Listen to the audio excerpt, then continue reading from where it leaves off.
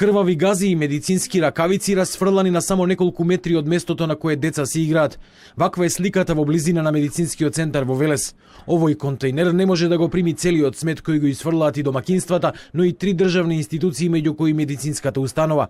Велешани се дават во ѓубре, велат дека градот никогаш не бил понечист. Хигиената у градот е на најниско ниво, така да првен совеста на народот не работи, а второ и комуналното предпријатие треба да си преземе мерки. Контейнерите почесто да се чистат, пошто сега времето се затоплува, знаеме како е.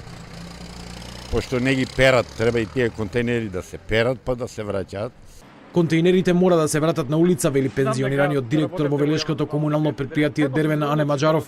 Поради ниската свест на граѓаните, системот со изнесување на сметот пред влезовите на куќите не функционира и создава уште поголема нечистотија, смета тој. Точно дека се пропълнува, меѓутоа полесен начин на изнесување.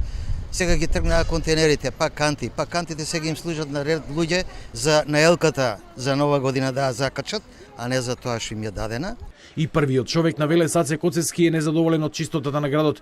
Тој денеска ја предводеше акцијата за чистење на најкритичните градски точки.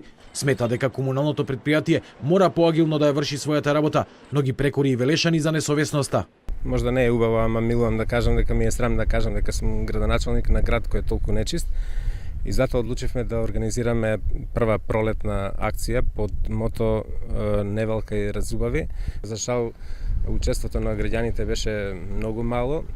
Посебно не ми се допадна тоа што одредени граѓани чиј отпад ние го чистевме, си седеа на сонцето на припек и гледаа сеир.